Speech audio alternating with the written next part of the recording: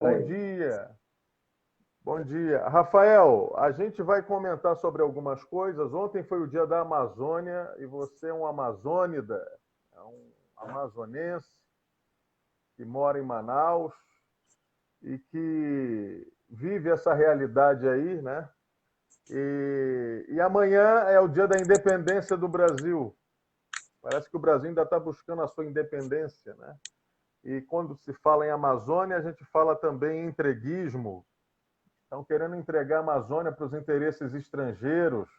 Quando a gente fala em Amazônia, a gente fala numa população que hoje, né, no início do governo Lula, o mais baixo IDH do Brasil era no Nordeste.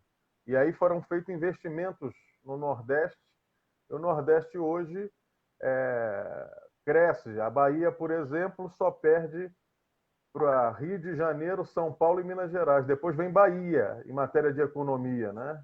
Passou o Rio Grande do Sul, mas a Amazônia precisa ser redescoberta e a gente tem que fazer esse povo que está aí, que é um povo bacana, bom de coração, trabalhador, enfim, que recebe bem como ninguém, fazer esse povo também ter uma renda sustentável, fazer com que cresça, enriqueça, né? Está em cima de uma fortuna, está em cima de um. Tudo tem na Amazônia: água em abundância, minerais em abundância, floresta em abundância, princípios ativos para todo tipo de doença em abundância. E cadê a Amazônia que o povo não consegue se libertar economicamente, né? Fala aí, Rafael, fala um pouco de você também, enquanto a gente está fazendo as distribuições aqui nos grupos. Valeu?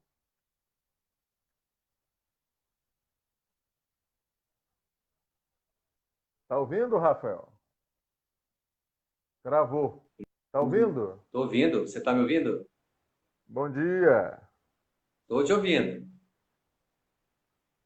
Bom dia a todos e todas. Primeiramente, eu quero agradecer pelo convite aí, né? Essa manhã de domingo, tomando esse café maravilhoso aqui com você, meu xará.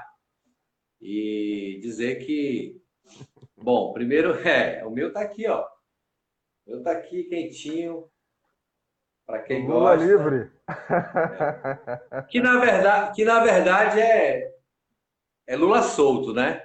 A gente tem que fazer uma É, análise bem, Lula.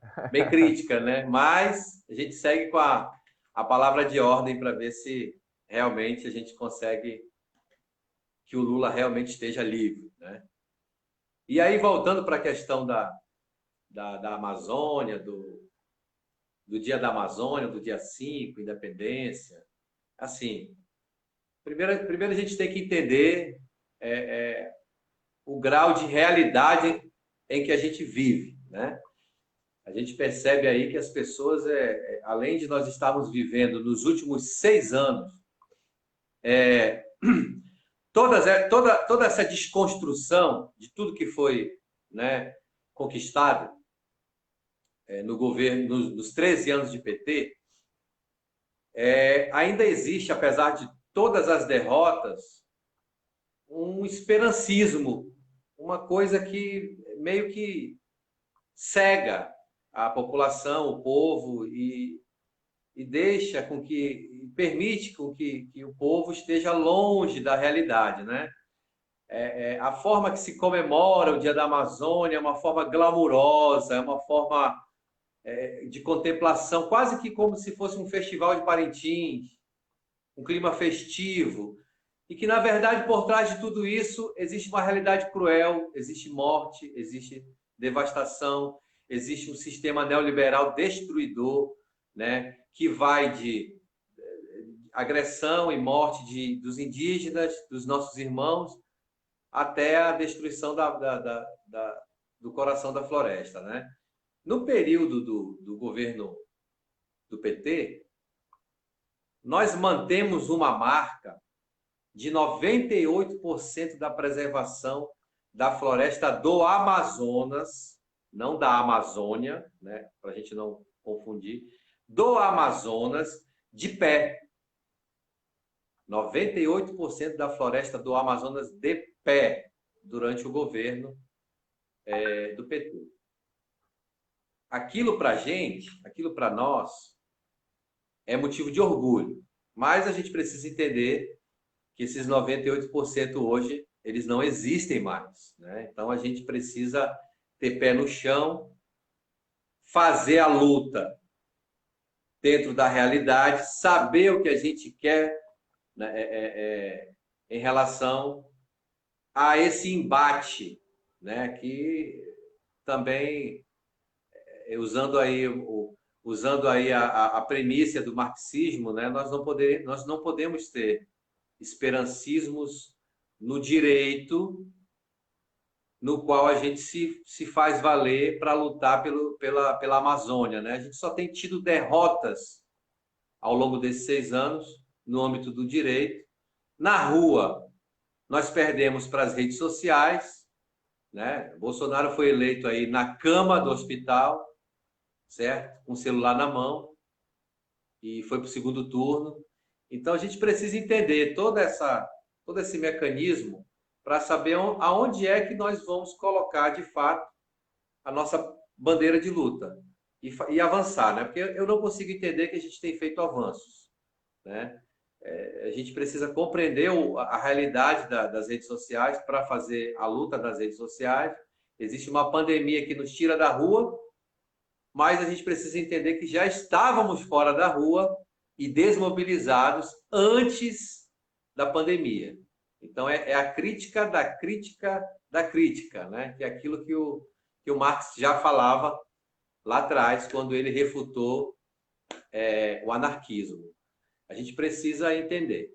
E, assim, eu não tenho esperanças, eu acredito, assim, de uma forma, pelo viés marxista, eu entendo que precisará haver uma grande crise, para que o povo realmente se levante e faça o embate que a gente precisa fazer. Porque a gente vem fazendo embates há 6 anos, né? Primeiro, não vai ter golpe. A palavra de ordem, não vai ter golpe. Eu gritei aquilo, fui para a rua. E teve. E teve. Então, assim, eu me sinto até envergonhado. Quando eu lembro disso, eu fico envergonhado. Sério, fico vergonha. E aí depois o Lula não vai ser preso, né? Não vão prender o Foi. Lula porque o Lula é o cara. O Obama apertou a mão do Lula, ele não vai ser preso, né? E foi preso. Depois que o Lula foi preso, disseram assim pra gente, tu vai lembrar, ele só vai ficar 2 semanas. Pode gritar aí que ele vai ficar 2 semanas. E ele ficou 580 dias, né? Então, assim, Marx já refutou o direito há 200 anos atrás, então eu não tenho esperancismo quanto a essa luta jurídica, né? Nós estamos aí com uma ditadura do judiciário também, então Marx está mais certo do que nunca, né? E estamos amarrados e eu, assim, o que a gente pode fazer é entender que quando essa crise vier, porque o capitalismo ele é feito de crises também, né?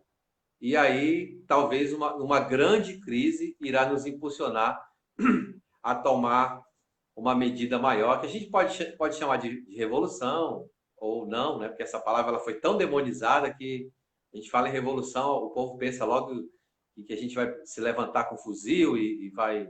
Que também é uma possibilidade, né? Porque o ser humano é isso, né? O ser humano é isso.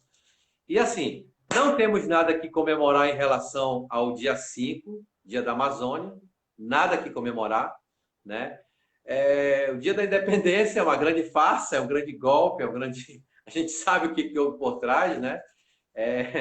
A categoria de província aqui também foi uma grande armação política, né?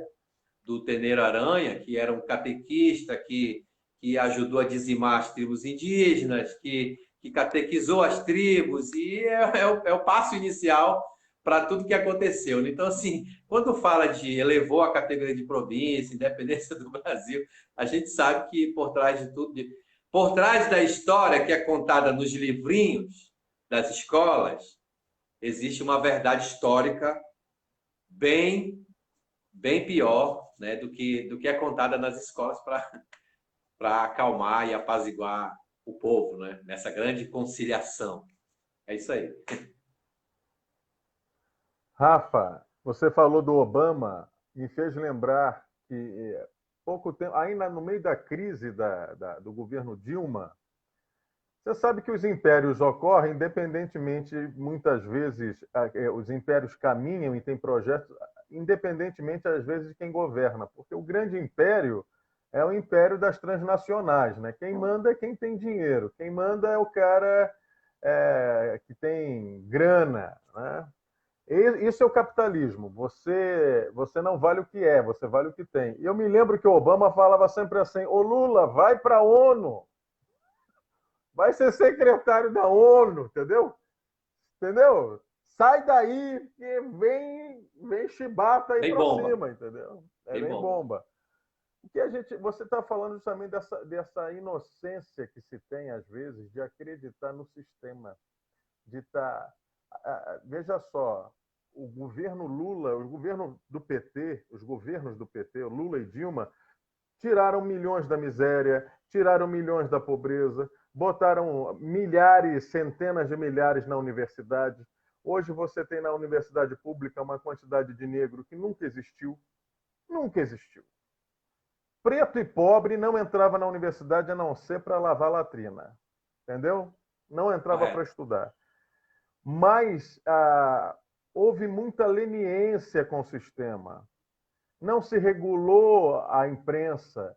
E regular não é censurar, como está acontecendo hoje. E já vamos entrar nesse primeiro tema.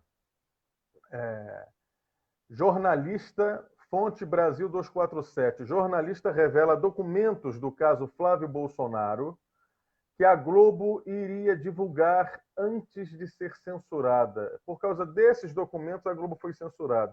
E antes, o Luiz Nassif tinha sido proibido de falar no nome do Flávio Bolsonaro, e tinha sido proibido, aliás, de falar da questão do Paulo Guedes, né, e aquela compra safada de uma pasta lá de investimentos que valia 3 bilhões e o BTG, que era o Banco Pactual, que era o banco que o Paulo Guedes era sócio, participava, e deve ser ainda, tá certo? Só se afasta. Comprou do Banco do Brasil, valia 3 bilhões e comprou por 400 milhões. Grande negócio, meu amigo, grande negócio. Então, ele ficou proibido, censurado. Então, a democracia com censura, o judiciário, meu irmão, fazendo às vezes aí de mais um poder é, superpoderoso que intervém na liberdade de expressão que o presidente tanto fala que é a favor o cacete, entendeu? E a própria Globo calou-se diante da censura do Nassif, mas quando foi no lombo dela, ela começou a chiar.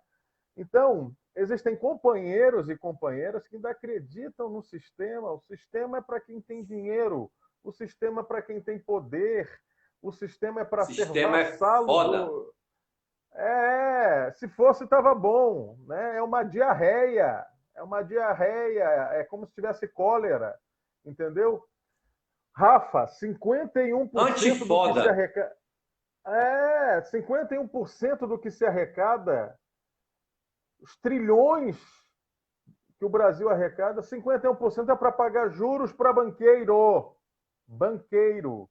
Então, eu queria que você falasse sobre isso, sobre censura e sobre essa questão aí do Paulo Guedes, meu amigo.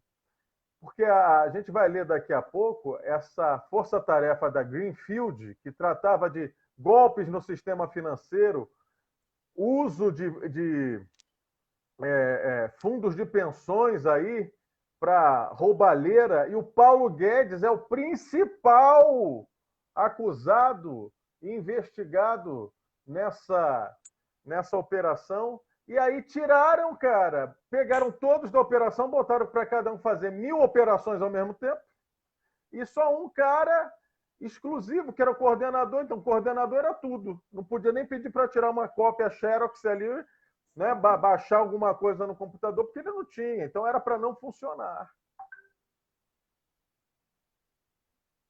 A gente entende que existe toda uma articulação, né, que blinda o fulano, né, e o cicrano.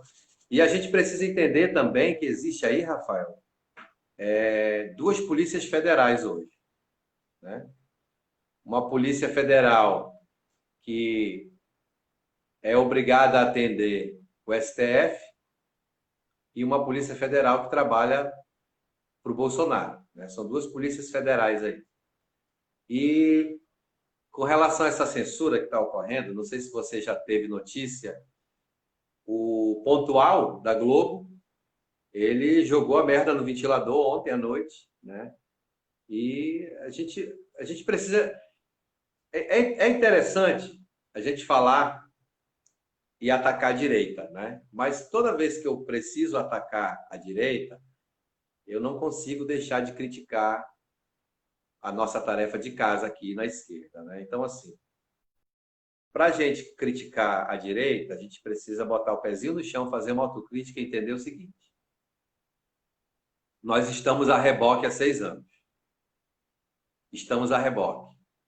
Nós não construímos pautas, nós não construímos, nós estamos sem narrativa, e nós não produzimos o conteúdo, né? Nós estamos a reboque, esperando o STF atacar o nosso inimigo, e a gente sabe que o STF, quando ataca o nosso inimigo, não é porque nós construímos isso, é porque é do interesse que alguém lá dentro se salve. E aí a gente acaba sendo beneficiado por tabela.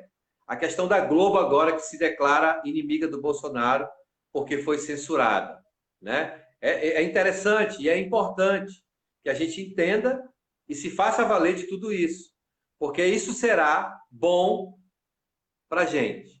Mas não significa que nós estamos juntos, até porque não construímos isso. Mas o jornalista da Globo, o chefão todo-poderoso lá, já reconhece a participação do Lula para que a gente faça uma espécie de aliança, porque a militância não vai compreender isso no momento em que o Lula for chamado para conversar com a Globo, porque só dessa forma a gente vai conseguir fazer o enfrentamento. Na qualidade de marxista, eu não tenho problema com essas coisas, mas a militância emotiva, sentimentalista, saudosista, romancista, do sarau, né, do violão do Caetano Veloso, que nem é de esquerda, que é liberal. Agora que o Caetano começou a acordar para o socialismo, né, já vem fazendo algumas autocríticas aí, que eu acho hilárias, inclusive. E aí, no momento em que o Lula topar, porque eu sei que o Lula vai topar, que o Lula topa tudo, né? O Lula não está nem aí. Ele vai, já disse várias vezes, se me chamar ir para a Globo, eu faço debate até com o Moro aí. O Lula já está aberto.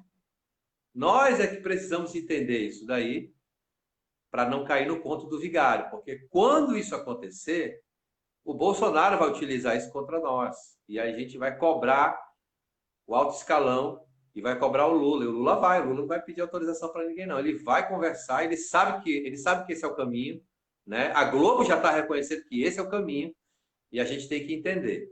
Agora, com relação mais uma vez, a questão da censura, isso é normal. É um estado de exceção, né? O Lula sofreu lawfare, sofre lawfare, né? Para quem não sabe, o lawfare foi uma forma que o governo nazista encontrou de condenar sem provas nos tribunais nazistas, né? E tem sofrido isso. E é um precedente jurídico para que qualquer cidadão brasileiro sofra isso também na pele, porque o direito é isso, né? O direito é burguês, já dizia Marx. Tudo está voltado à burguesia, né? Para beneficiar a burguesia, nunca o povo brasileiro. O próprio Lula não consegue. Imagine o povo. Rafael, se me permite só um parêntese, a questão Pode da falar. lawfare, ela não foi somente com o Lula. Se a gente voltar lá à questão do mensalão, a teoria do domínio do fato, que foi o que o presidente, à época, utilizou para poder prender o Dirceu, por exemplo, ela não é usada no direito criminal. Ela é usada no direito civil, ela é usada nos outros direitos. Porque se eu estou na minha sala, né, se eu estou no quintal da casa e tem alguém matando alguém dentro do quarto, eu não tenho obrigação de saber se alguém está cometendo um crime, entende? Sim, Vulgarmente falando, é isso. Então, o PT está sofrendo lawfare desde o mensalão, meu amigo, que é a utilização do correto. direito para fins políticos, para prejudicar adversário, perseguir adversário. Desculpa interromper, mas é só que eu acho que não foi só o Lula. Né? Vê agora que o Genuíno foi inocentado, o Delúbio foi inocentado, depois de 15 anos. 15 anos de uma Sim, vida, sim. o Genuíno foi parar numa mesa de cirurgia, meu irmão, foi parar ficou doente do coração, ficou cardíaco por causa disso. Isso aí destrói vidas, pô, destrói reputações, entendeu? Mas continue, por favor. Correto. E aí, voltando, assim, óbvio que a gente reconhece o lawfare desde o período do mensalão, mas ele passa a ser dito a partir do momento que o Lula entra na jogada, e aí existe uma mobilização maior, e a gente consegue encontrar dentro do direito, né, mundial o que foi usado no Apoio. passado para destruir reputações, né? Então, por isso que eu falei de lawfare no período aqui no Lula, mas a gente entende que o próprio Disseu já sofreu disso, Delúbio e Genuíno lá atrás. A gente entende, mas a gente percebeu com o Lula porque a questão do Lula ela foi mais além, né? Até porque o Disseu foi abandonado pela esquerda, essa que é a grande verdade, né? E aí os companheiros também foram abandonados juntos. O próprio, aí eu vou entrar no viés aqui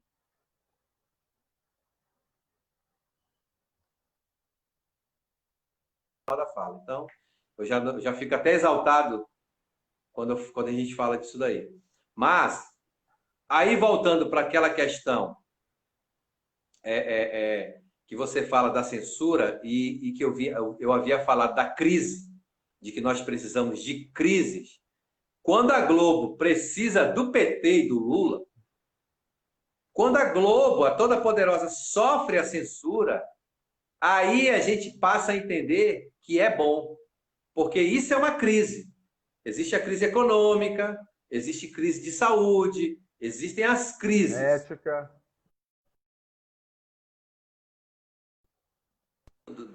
Dentro do que a Globo prega como o jornalismo liberal e que não tem, né, não, e fala de tudo, de todos os assuntos, né, como ela vem propagando aí, que ela vai noticiar tudo, e enfim, ela não tem lado, né, sempre foi a jogada da Globo, né, a Globo está aqui detonando a esquerda e na Malhação ela está falando de LGBT, ela está fazendo recorte de gênero, identitário. Aí as pessoas se enganam com a Globo porque pensam que ela contribui para a sociedade.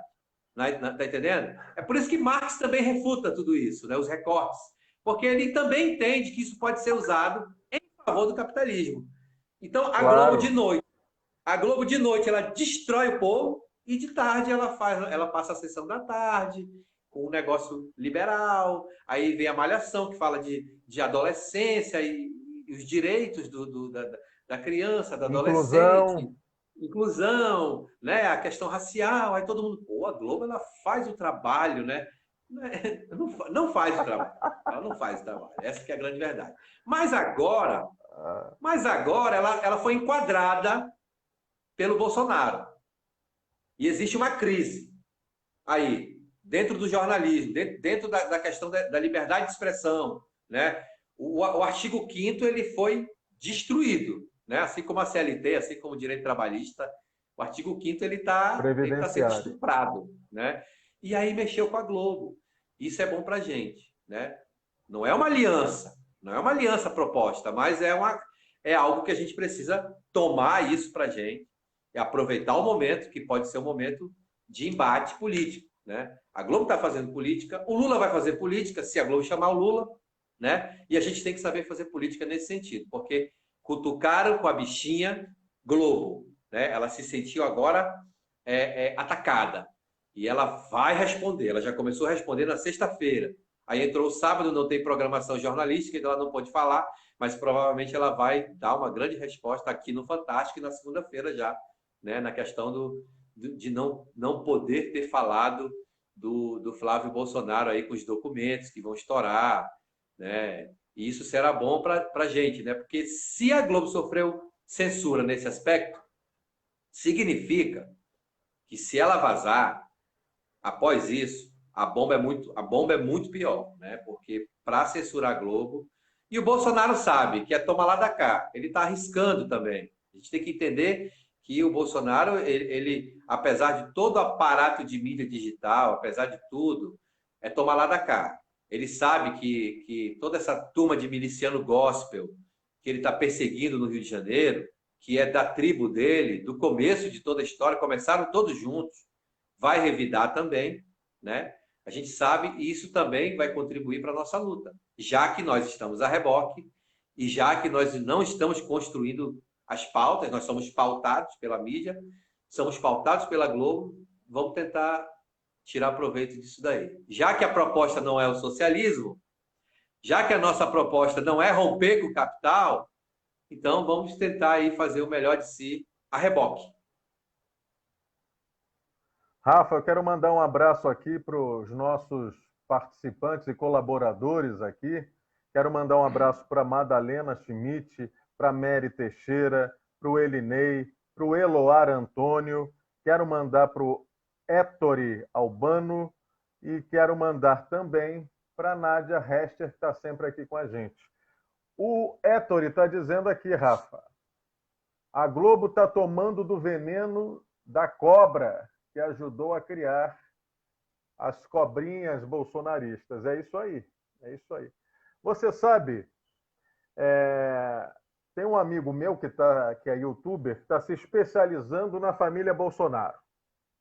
Então ele já está fazendo um levantamento, anos já, sobre a atuação do Flávio, que é o cara dos esquemas de corrupção, né?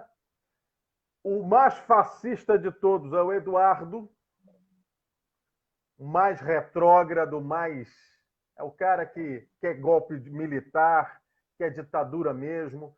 É o cara que está se colocando para ser sucessor do pai. Eu até disse aqui num vídeo que seria o mesmo eleger Eduardo Bananinha Bolsonaro. Porque às vezes Freud explica, né? Freud explica. O cara não pode de um jeito, só abrindo aqui um parêntese engraçado aqui para a gente desconstruir a questão freudiana do Eduardo Bolsonaro. Não é só Freud que explica. A Patrícia Leles foi a primeira que explicou. Ela que abriu o bico no Twitter, ela que revelou. Então, e o Mourão também sacaneou ele, né? Dani Bananinha. Mourão. Você vê que ou seja, o mais retrógrado, né? E o Carlos, que ele coloca esse amigo nosso como o mais perigoso. Porque a visão dele, ele é quem fez os links, embora o irmão esteja lá, mas quem operou essa questão de mídia, de internet, é o articulador. Enfim, das redes, é o articulador. E é o cara mais perigoso. Mais perigoso. Eu quero lembrar que o cara que é o acusado de ter dado o tiro que matou a Marielle tomou 4 tiros na cabeça, ela teve que ser enterrada. Um tiro meio que pelas costas, porque o carro ainda estava atrás do outro, na diagonal, tanto é que matou o motorista, não era para o motorista morrer, e não matou a assessora que estava do lado. Então, o cara foi homenageado pelo Carlos na Câmara de Vereadores, eram amigos de viajar juntos, tá certo? Anos. E no dia da morte da Marielle, o cara foi lá no condomínio do Bolsonaro. Entendeu? E o Moro, como um vassalo do bolsonarismo, foi fazer bullying lá com o porteiro que disse que o cara tinha perguntado se o Bolsonaro estava em casa, se tinha ido para falar com o Bolsonaro. Então, esse amigo nosso está especializado na família Bolsonaro, né? Está dando entrevista sobre eles, inclusive. Então, ele colocou essa questão toda. Então, é uma quadrilha, é uma quadrilha. Essa fábrica de chocolate do filho senador, que é tanto filho que a gente até se confunde, do Flávio, lava dinheiro. É lavagem de dinheiro para mim, não lava só do gabinete, para mim, lava do sistema todo de corrupção das milícias do Rio de Janeiro. Quero lembrar que o Adriano. Na verdade. A mulher do Adriano trabalhava para ele, a mãe do Adriano trabalhava para ele. O Adriano foi protegido por eles por um bom tempo. E o Adriano, o que o Adriano fazia, Rafael? Como ele era um cara, assim, dizem que ele era excelente na questão de técnica, de polícia, de invasão de locais, de morte, enfim. Ele criou um escritório do crime, tinha assassinato que era R$1 milhão que ele cobrava. Então, isso tudo, fora a grilagem de terra, fora todo aquele sistema de crime organizado, que a família Bolsonaro está envolvida. É aí que está, Rafael. Isso é para os crentes da bozosfera, né? Esse pessoal de igreja que vive lambendo as axilas do Bolsonaro, tem que ver. É assassinato, é bandidagem, é pior que tráfico de drogas. Eles começaram a milícia para tirar o tráfico. Hoje fazem negócio com tráfico, rapaz. Sim. Eles têm a exclusividade do tráfico de alguns bairros. E aí o Witzel está envolvido nessa história porque a polícia, às vezes, tenta invadir comunidade onde tem tráfico para a milícia entrar no outro dia. Então, agora, o Witzel é um bocó em política. Sim. O pastor Everaldo, não. Pastor Everaldo não. Conheço a história do pastor Everaldo. Era um homem pobre, hoje é dono de ilhas em Angra dos Reis. É mega milionário, se não for bilionário, esse homem. Extremamente articulado e poderoso no meio. E vai ter revanche. Então, Bolsonaro espere que o pau vai comer no lombo dele, porque a Globo não é brincadeira. Se o Roberto Marinho tivesse vivo, o Bolsonaro não existiria, porque ele era a cobra naja. Conseguiu destruir gente muito mais inteligente e poderosa que o Bolsonaro. Entendeu? Tinha conexões internacionais, por exemplo, que os filhos não têm. Agora, o Rafa, essa aliança com a Globo, você sabe que o Mao Tse-tung, na época da Segunda Guerra, eles lutavam lá com Chiang Kai-shek para tomar a China, né? E o Mao Tse-tung, o que o Mao Tse-tung fez? Né? Criou. Se tem o Japão querendo invadir, fazendo as maiores atrocidades, o pessoal acha que o Japão é um país civilizado, em guerra, eles matam, eles estupram, arrancam cabeça, é o diabo. O japonês na guerra é o capeta chupando manga do lado avesso. Tradicionalmente. E foi o que fizeram com a China, com a Manchúria e tal. E aí, o que o Chiang Kai-shek fez? Uma aliança com o Mao Tse-tung. Chiang Kai-shek tinha exército e Mao Tse-tung tinha o quê? Tinha a guerra de guerrilha. Sim. E foi morrendo o exército de Chiang Kai-shek. Quando termina a guerra, eles expulsam Chiang Kai-shek para a ilhota e ficam com o continente. Então, é uma questão estratégica saber quem é o aliado dessa hora. É importante derrubar o bolsonarismo e a ditadura que ele quer implantar. Acho que é a primeira coisa. E a segunda, aí sim, aí a gente volta à nossa guerra de guerrilha depois com Chiang Kai-shek. Deixa eu só fazer uma pergunta aqui. Tem um incauto que sempre entra aqui bolsonaristas. Eu agradeço os bolsonaristas por entrarem, não tem o menor problema. Aí pergunta, e o assassinato do Celso Daniel? E as delações do Palocci? Você está mal informado, querido. A delação do Palocci, você já viu que era mentira. Agora saiu na mídia, é só você ler. A leitura é um exercício mental. Tem gente que não gosta, mas leia. E o Celso Daniel, eu digo o seguinte, quem investigou foi a polícia do PSDB. Se tivesse qualquer merda envolvendo direção do PT, o PT estava full nessa brincadeira. Tá certo? Então, grande abraço e eu volto aqui para o Rafael. Grande abraço para o Josué. Deixa eu só dar uma notícia para ele, que quem criou a vacina foi a Rússia, a mãe Rússia. Né? O Trump aí, o Trump da Disneylândia, junto com Oxford, né? Estão tentando desconstruir porque eles querem, eles estão por trás da comercialização da vacina, mas aí o Putin deu um grande golpe, né? E vai publicizar a vacina, né?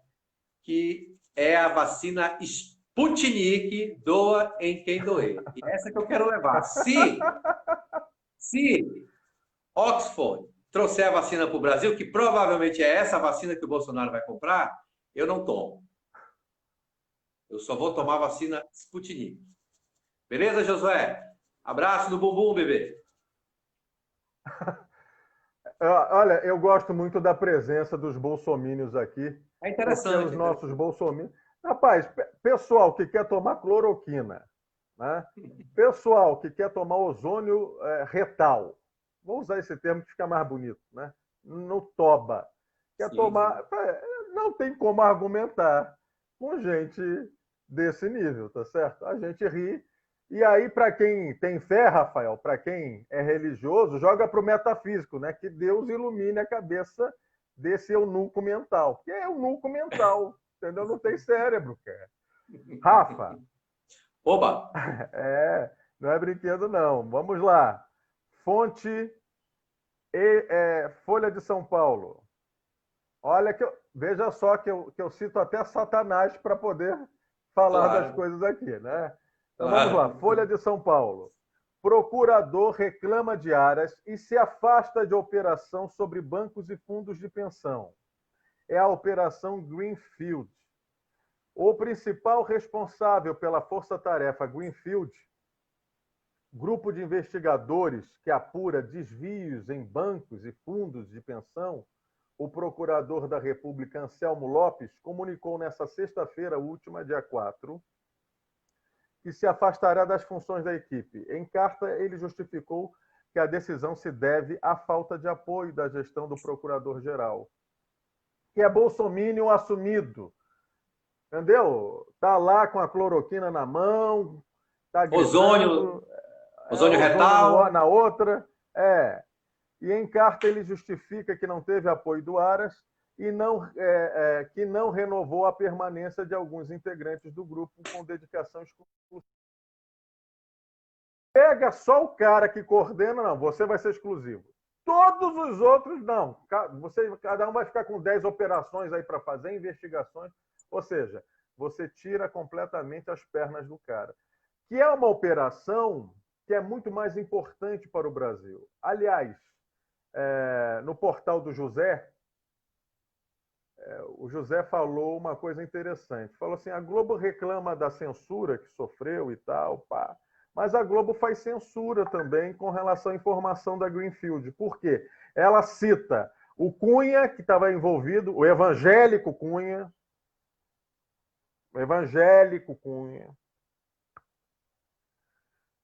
e alguns outros aí, né, canalhas da República, que estão envolvidos. E fala assim, e até, para não omitir, ela diz, e até o ministro Guedes. Até o cacete. O Guedes é o principal investigado. E, ou seja, quando o procurador corta as pernas da Operação Greenfield, né, Campo Verde, verde de dólar, quando corta as pernas do Greenfield é para proteger o Guedes, que é o homem do rentismo internacional, que é o cara que quer destruir a economia do Brasil, acabar com os alicerces do Brasil, tá certo? E eu fico vendo aqui uns caras que têm uma cara de miserável, rapaz. Pobre de direita é o diabo. O diabo é pobre de direita. Essa gente é diabólica. Então, estou desaparecendo com Aparecido. Então, Rafa... Rafa, só Rápido. Fique à vontade. A audiência dos bolsomínios, ela é interessante. Claro.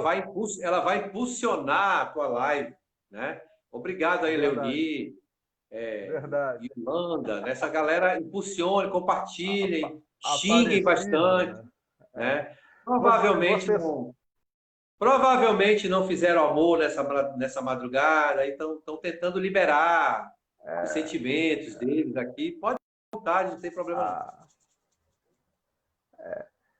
Liberar, inclusive, a libido, né? Como dizia Freud, né? A A libido. libido. Ó, Rafa, quem faz sexo, né? Não fode a paciência de ninguém, entendeu? Não enche o Claro. saco. Então, voltando, Rafael, os caras estão se protegendo, os caras estão limpando, entendeu? A área do crime, entendeu? O cenário do crime que eles estão cometendo. Então, e fica esses caras achando que são homens ungidos, só se for de fezes. Fala aí, Rafa. Bom, com relação à Operação Greenfield, a gente nota que esse cenário ele já vem sendo modificado antes da questão dessa própria operação. Né? A gente vê aí que o Deltan saiu da Lava Jato, a gente percebe que a Lava Jato essa semana foi para São Paulo, né? Então significa o quê? Por que que o juiz natural do caso do Lula, né? E agora ou seja, da mesma forma que há as tentativas de blindagem, né, que você acabou de citar, as de blindagem, existem as movimentações que a gente se retirando porque sabem o que vai acontecer. Então, eles já estão. Existe um cenário mudando, existe admissão de culpa.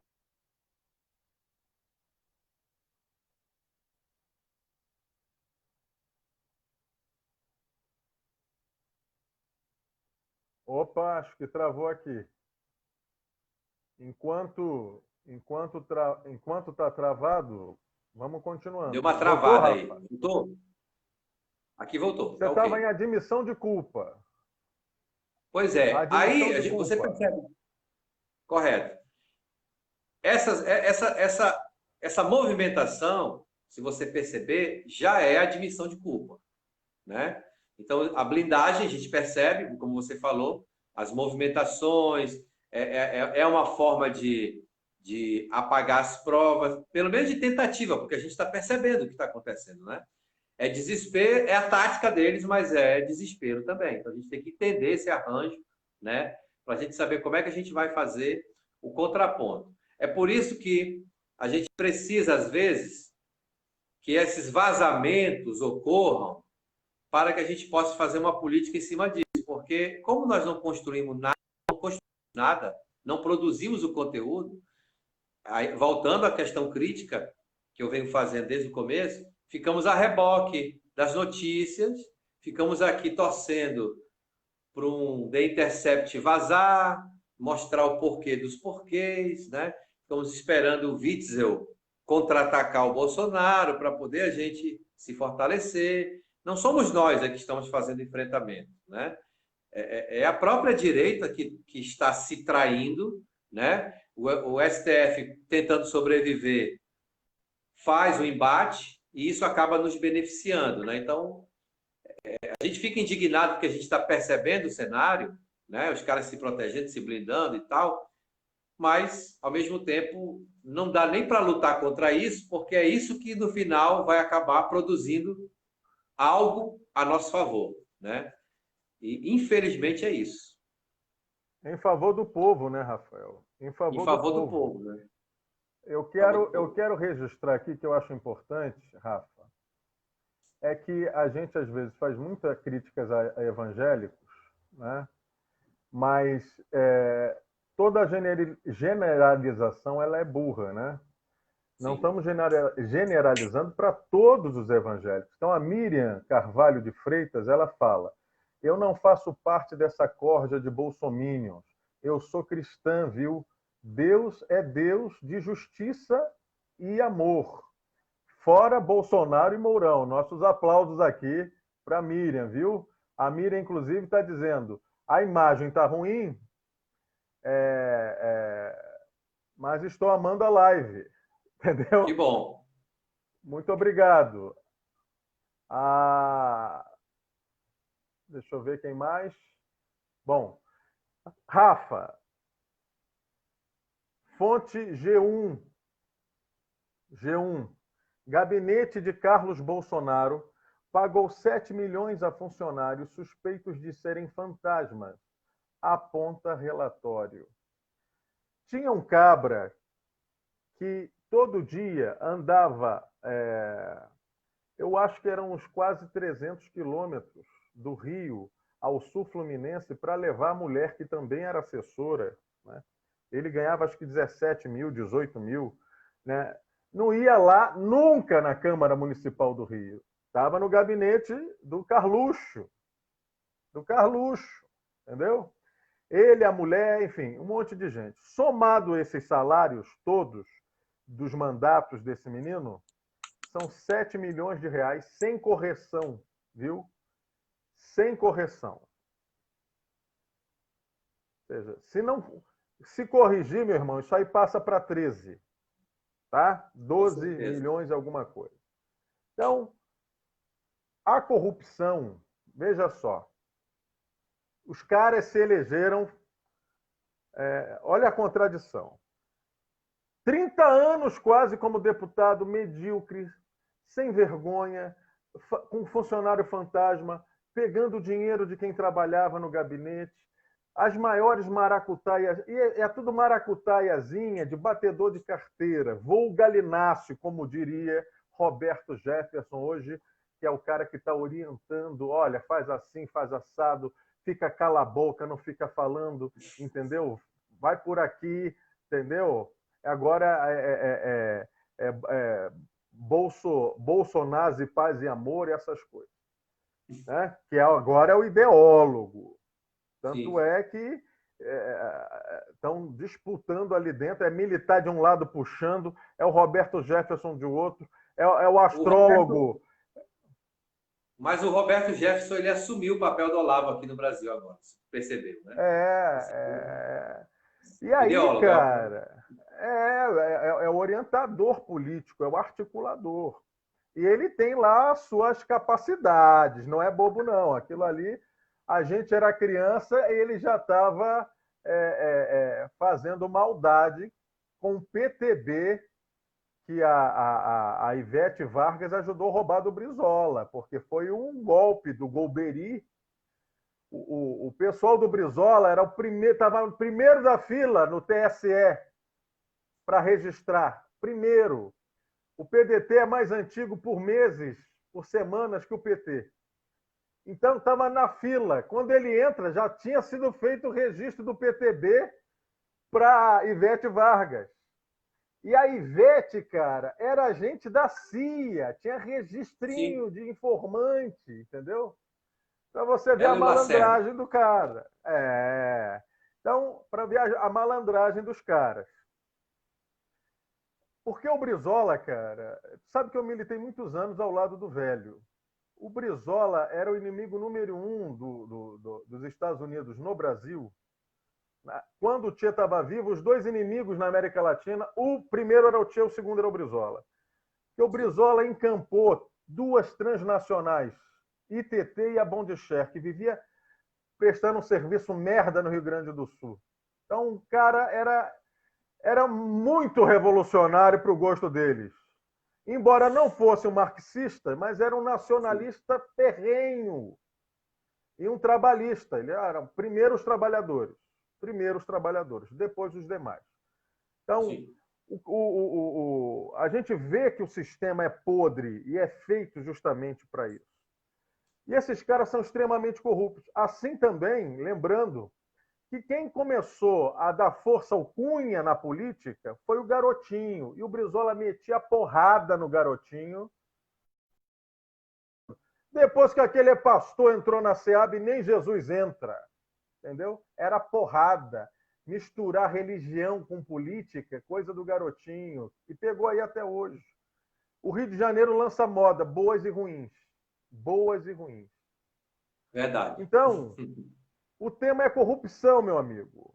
Como podem os ungidos filhos de Deus, aqueles que leem a Bíblia, que falam em línguas, são tão ladrões, são tão corruptos, são tão longe daquilo que o homem de Nazaré pregava?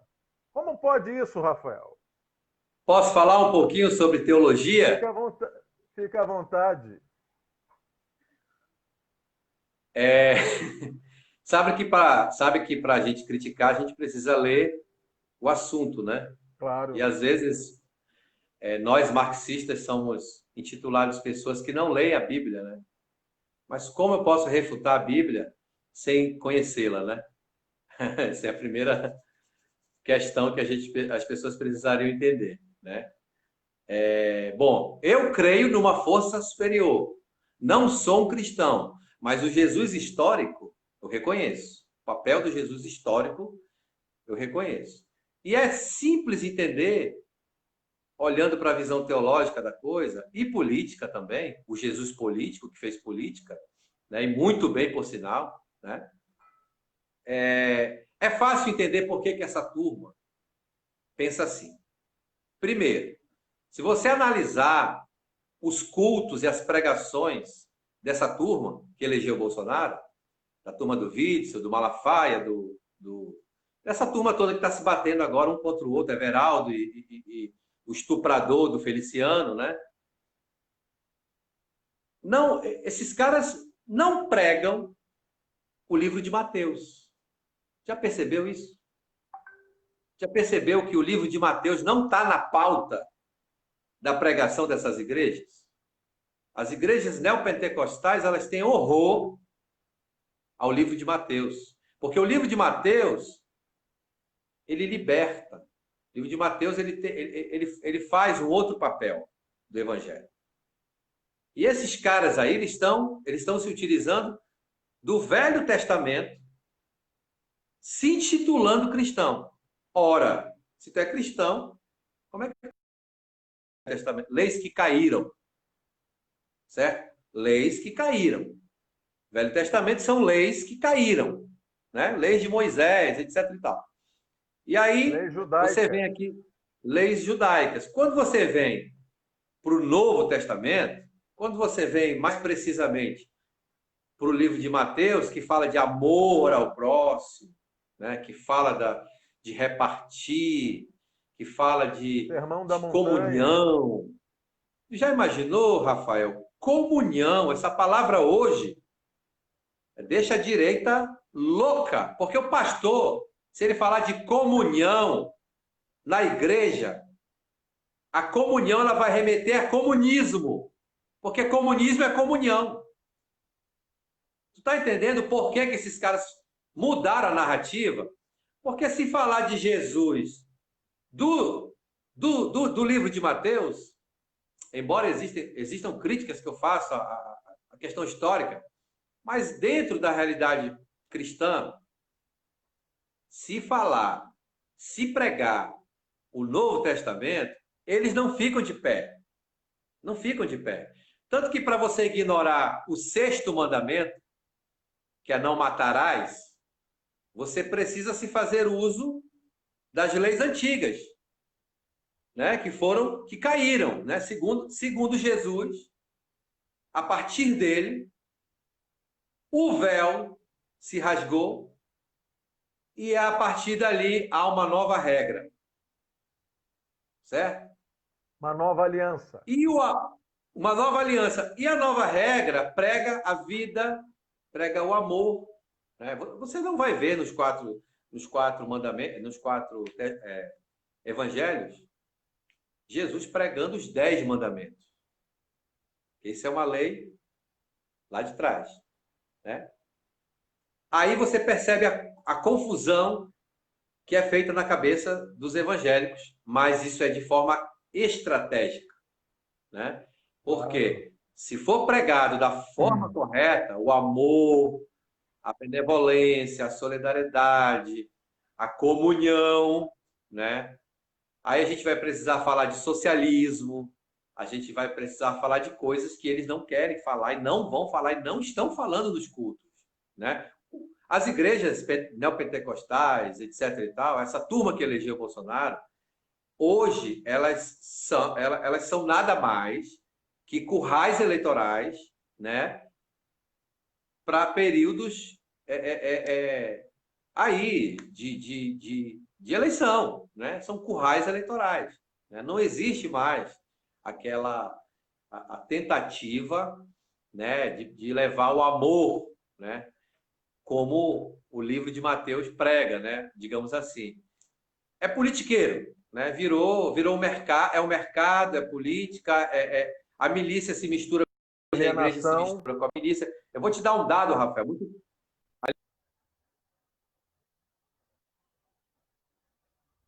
A Marielle, se você consultar o mapa eleitoral da Marielle no Rio de Janeiro, eu não sei se você já tem esse dado, mas ele sempre me causa surpresa, Não. no sentido de que ele explica o que a gente está tentando falar aqui. Ele explica muito bem.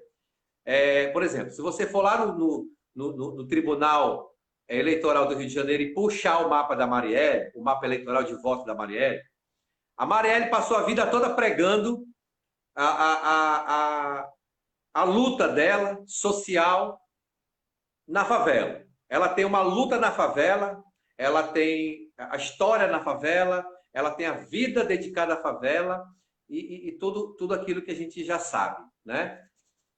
Mas, no mapa eleitoral da Marielle, a maioria do voto dela é um voto pequeno burguês. Certo? Zona Sul. Zona Sul, etc e tal. Aí, por que a Marielle não tem uma... Onde ela nasceu, aonde ela tinha uma ONG, aonde tinha todo um trabalho social. Existem duas situações aí. Primeiro, que a narrativa academicista, é uma crítica que eu faço ao PSOL, não contribui. Então você vai se identificar com a classe média e pequeno burguês, né? Que estão nos partidos de esquerda. Isso é terrível. Isso é, né? E a segunda é a milícia gospel. Porque por mais que você faça um trabalho social na favela, algo que irá se traduzir no voto um dia, o voto da massa, do povo, da favela, você faz um trabalho de 4 anos, né? Quando chega na eleição, 2 dias bastam para o voto virar para o Witzel. Por quê? Para o Crivella. Por quê? Porque os caras vão com metralhadora lá, mano. Tá entendendo? Os caras vão com metralhadora lá. E aí fecha com o tráfico, fecha com a igreja, né? E o pastor faz o resto do trabalho, né? Então, existe aí uma grande articulação, né? Gospel, miliciana e talvez o tráfico até nem quisesse contribuir na questão do voto, mas também existe a despolitização, né, do tráfico. Então, ele acaba entrando por negócio, né? E a igreja faz um curralzão, que é muito mais ampla, né? Aqui em Manaus, por exemplo, numa rua da Zona Leste, qualquer rua da Zona Leste, possui no mínimo uma igreja neopentecostal, no mínimo uma.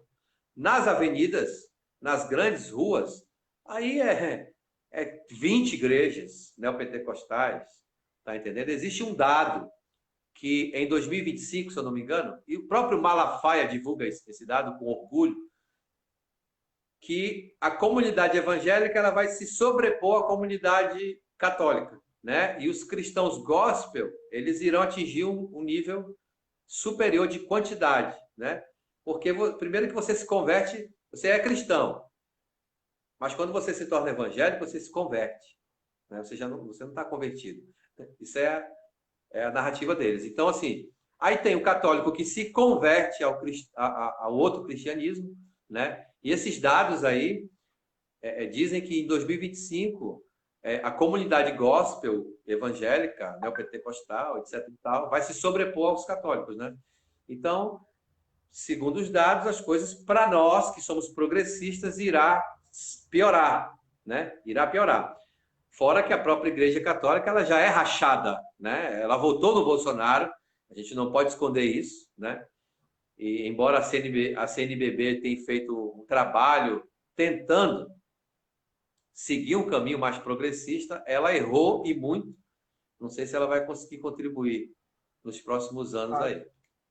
Agora, a Igreja Católica que cresce é a imitação dos pentecostais, que é um movimento carismático, que é pouca leitura de Bíblia, muita alienação. As igrejas neopentecostais, Rafa, elas estão acabando com uma tradição dentro do movimento evangélico no Brasil, que é ter escola bíblica. Não tem mais. Muitos não têm, é só aquela oba-oba, pouca leitura, pouca interpretação, até para não ter essa visão de que a Bíblia fala, né, que tudo era em comum. Você falou a palavra comunhão. Comunhão, a palavra comunhão na Bíblia, no original lá, na língua grega, grego koiné, que era o grego do povo, é koinonia, que quer dizer participação, companheirismo, comunicação, ter em comum, compartilhar. Então, você quando pega ali o livro Atos dos Apóstolos, que mostrava a chamada igreja primitiva, não era a igreja católica, porque a igreja católica surge no ano 300 com Constantino, era a igreja primitiva, era uma comunidade eclesial, na verdade, não havia uma estrutura. Você tem uma parte lá. Não tô lendo, não estou conseguindo ver. É que está ao contrário, para mim aparece ao contrário. Comunistas, sim. Comuna vem daí, né? E aí, Rafa, tem uma parte lá que diz o seguinte: ninguém dizia que nada era seu, porque tudo que era seu era dos outros. Ninguém tinha nada que não fosse em comum. Isso, até no início da formação do Estado de Israel moderno, os kibbutz, era uma visão justamente das comunas, de viver em comum, né? Correto. Coletivamente. O poder que as igrejas neopentecostais, que justamente vão para um cristianismo infantilizador, né? Em que as pessoas não veem a realidade, mas veem aquilo, uma matrix, né? Vivem uma matrix, né? Que o pastor prega. E o pastor, muitas vezes, é o cara mal intencionado, é o cara que quer ter dinheiro, é o cara do sistema, né? Tudo isso é capitalismo. E eu digo sempre, não pregam cristianismo nas igrejas neopentecostais, pregam capitalismo. Invista em Deus, que Deus vai investir em você. Então, essa alienação, né, é muito perigosa. Agora, eles têm um método que a esquerda deveria abraçar. E veja bem, quando eu começo a militar lá atrás, eu começo a militar muito moleque, você tinha os partidos envolvidos nas eleições, por exemplo, das associações de moradores. Você tinha os partidos envolvidos, por exemplo, em pré-vestibulares populares, tentando ajudar aqueles que estão embaixo a entrar na universidade, que era quase impossível na nossa época de moleque, né? Quem passava era porque realmente fez das tripas coração para poder ingressar. Agora, eles estão no seio das comunidades, perguntando: você está precisando de alguma coisa? O que eu posso te ajudar? Posso te dar uma orientação? Eu posso te... Isso eles fazem. E isso a gente precisa fazer. E eu acho também, Rafael, que a gente precisa estar lá. Porque da mesma forma como apareceu aqui, deixa eu lembrar que é tanta gente, me perdoe, Miriam. Como tem gente de direita, que a maioria, né, que é pobre, inclusive de direita, ele não entende, né, você tem também do outro lado, né, as pessoas que não aceitam aquilo. Não aceitam aquilo. Tá? Tinha um amigo nosso que queria até ingressar no partido de esquerda lá no Rio de Janeiro, tinha restrições ao PT. Ótimo. Encaminhei para um amigo do PSOL, que abraçou ele lá. Tem até um pastor lá de esquerda, bacana, lá no Rio. Henrique. Tá afiliado lá. O importante é estar na luta, sabe, Rafael? Você às vezes não casa aqui, casa lá, né? Correto. Mas tem muita gente indignada com essa safadeza toda que estão fazendo, com essa alienação, essa mistura. E o Bolsonaro não é patriota. Patriota não entrega o patrimônio público. O patriota não faz como ele fez com o Al Gore. O Al Gore ficou com vergonha do Bolsonaro quando ele falou: eu quero explorar a Amazônia com os americanos. O que ele quis dizer? Eu quero entregar. Isso nos Estados Unidos, com todos os questionamentos, meu irmão, é pendurado na corda. Crime de alta traição, o cara é morto nos Estados Unidos. O cara é assassinado nos Estados Unidos. Quem comete alta traição, quem entrega informações do país, como o Dani Bananinha entregou para agentes da CIA, informações lá da lista dos antifascistas, entendeu? Vai preso nos Estados Unidos e é morto, meu amigo. É pena capital. É pena capital. Então, aonde um cara desse é patriota? Só um imbecil acredita num troço desse.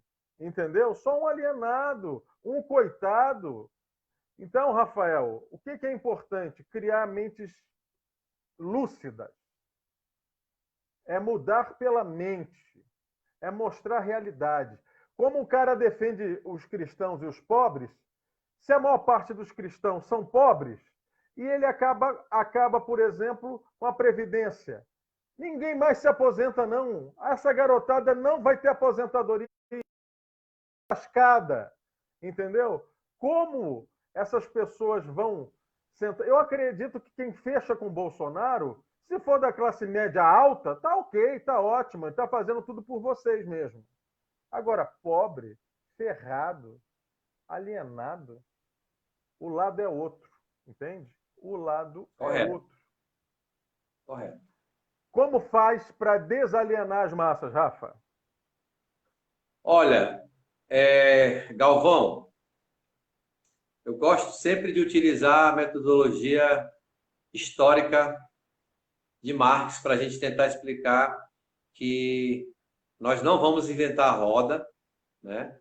E que se a gente tiver que falar de inventar a roda, Marx deu todas as coordenadas de como deveríamos inventar essa roda, né? E aí alguns outros marxistas históricos, seguindo as orientações de Marx, historicamente conseguiram lograr êxito ao longo da história, implementando aquilo que aprenderam com Marx. Aí eu vou trazer vou tentar fazer um paralelo histórico aqui, para a gente entender como é que a gente vai chegar a tentar fazer um embate justo, no mínimo, né? Contra tudo isso que está acontecendo. Por exemplo, nós éramos a base. O PT nasce da base, o PT nasce do povo, é um partido de massas, né? Foi constituído dessa forma, certo? Ninguém melhor que o PT sabe fazer a luta da massa da rua. Ninguém melhor que o PT. Mas o PT precisa entender que a conjuntura e o momento é outro, né? A tecnologia, ela possibilitou um novo caminho, certo? E é um caminho que não vai mais voltar atrás. Esse novo é aquilo que irá substituir. E o PT precisa. O PT e a esquerda, de forma. Eu falo PT porque, além de ser petista, a gente tem a noção do tamanho do partido. E se o partido não fizer. Se o partido não. O partido é o condutor da esquerda, assim, me desculpem os outros partidos, mas como marxista, a gente tem que falar de forma fria, não é querer esnobar, não tem nada a ver com isso. Sem protagonismo. Sem protagonismo, é realidade, é tamanho, digamos assim, é número, né? Minha formação é contabilidade. Então, falando de número, quem puxa todo o bonde é o PT. Né? E no final das contas, quem defende você é o PT. E aí, o PT precisa entender isso. Né? Uma nova ferramenta elegeu uma nova consciência, certo? E essa nova consciência está aí. Se ela é criminosa, se ela é isso, se ela não está em questão. Está em questão é que os caras utilizaram uma ferramenta e que nós precisamos nos apropriar disso. Senão, a gente não vai conseguir se equiparar, né? E os caras, além de estarem aqui em cima na tecnologia, no domínio da tecnologia, eles estão aqui embaixo na base, que é a base gospel que a gente está falando aqui. Eles estão aqui, eles estão aqui. Eles estão militando na base, eles estão militando na massa também, porque os currais eleitorais gospel pertencem a eles. Então, é complicado e até triste ter que dizer isso, mas é uma realidade. É uma realidade dizer que a direita está na base e a direita está aqui na tecnologia, certo? Quando a gente fala de base, aí eu vou trazer o paralelo que eu falei no começo, que é a questão do marxismo trotskista, né? Na época da Revolução Russa, Trotsky trabalhou com Lenin muito bem a questão das bases, a questão dos conselhos, né, que lá é chamado de Soviet, né, os soviets eram os conselhos. O PT, quando ele vem, o PT não inventa a roda. Por isso que é importante dizer que na época que o PT foi fundado, existiam marxistas no PT, muitas correntes marxistas no PT que trouxeram essas ideias que vêm lá de trás da Revolução Russa. Então, quando o PT vem, instala os conselhos, né? Nós tínhamos... O PT disputava a eleição do bairro. O PT disputava a eleição na comunidade. Do Grêmio, Grêmio Estudantil. Do Grêmio Estudantil. O PT elegia o presidente da feira. O cara que cuidava da feira. Que esse mesmo cara fazia parceria com a agricultura familiar. Que o PT cuidava na zona rural. E era uma conexão. O PT estava na base. Porque a fundação do PT tem marxista. Então o PT não... Opa, acho que deu uma travada. Deu uma travada. Bom, enquanto o Rafael ainda não aparece aqui, é questão de conexão. Lembrando que ele está falando da Amazônia, a conexão na Amazônia não é das melhores. Volta, Rafael, fica à vontade. Então, assim, os conselhos, eles já possuíam uma conexão histórica com o marxismo, né? Trotsky, com Lenin, quando trabalham os conselhos, os soviets, eles desempenham esse mesmo papel, né? O povo diz o que quer. O povo, dentro da sua realidade, da sua geografia, do seu contexto histórico, político, ali no seu estado, com a sua realidade, diz o que quer para o governo popular, né? Mas aí existe uma grande diferença entre a social-democracia brasileira, que foram os 13 anos de PT, né? E a Revolução Russa. Né? Existe uma grande diferença. Mas os conselhos, aquilo que a social-democracia, que o PT implementou nos 13 anos, deu para fazer e deu para copiar do marxismo, bem copiado, por sinal, deu para levar até um certo tempo. Mas o que a gente entende, que o capitalismo, ele percebe o cenário, quando ele percebe que ele vai ser enquadrado, ele age como agiu para desconstruir tudo o que foi feito, né? Então, assim, precisamos compreender que teremos que fazer isso de novo, mas a partir do quê? Da derrubada desse governo.